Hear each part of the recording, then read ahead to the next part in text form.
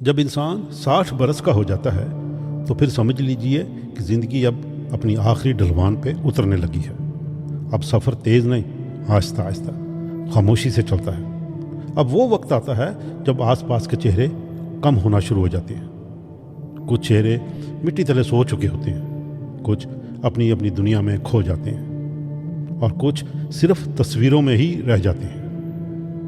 اب اکیلاپن ساتھ چلتا ہے، اور ہمیں یہ سیکھنا ہوتا ہے کہ خاموشی سے جینا بھی ایک ہنر ہے۔ پھر آہستہ آہستہ دنیا کی توجہ بھی ہٹنے لگتی ہے۔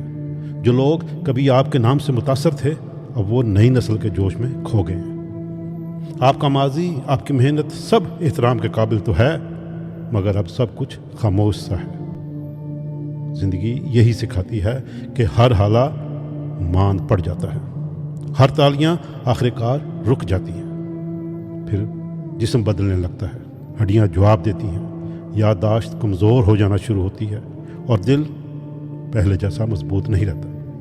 اب تو ہر صبح ایک دعا بن جاتی ہے کہ یا اللہ آج کا دن آسان کرنا، اور ایک دن آپ پھر وہیں لوٹ آتے ہیں جہاں سے یہ سب سفر شروع ہوا تھا، بستر پہ۔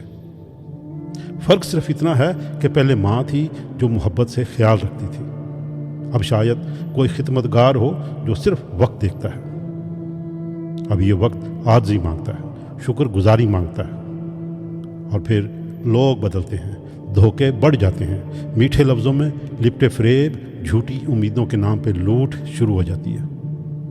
اب ہوشیار رہنا بہت ضروری ہے، کیونکہ اب دل نرم ہے مگر دنیا نہیں۔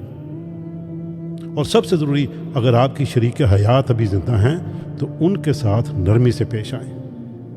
وہ آپ کی آخری زندگی کی بچت ہے۔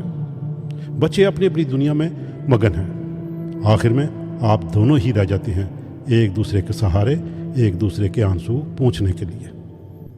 تو پھر اس عمر میں مقابلہ مت کیجیے، کسی پہ رو مت ڈالیں، کسی کے فیصلے میں دخل اندازی مت کریں۔ اب یہ وقت لڑنے کا نہیں ہے، یہ وقت سکون سے جینے کا ہے۔ 60 سال کے بعد زندگی ایک دعا کی طرح ہو جاتی ہے، ہلکی، نرم، مگر دل سے نکلنے والی۔ لہٰذا خاموشی سے، نرمی سے قدرت کے راستے پہ چلتے جائیں، کیونکہ رات اب آہستہ آہستہ اتر رہی ہے، اور ہمیں اسے خوف سے نہیں، وقار سے قبول کرنا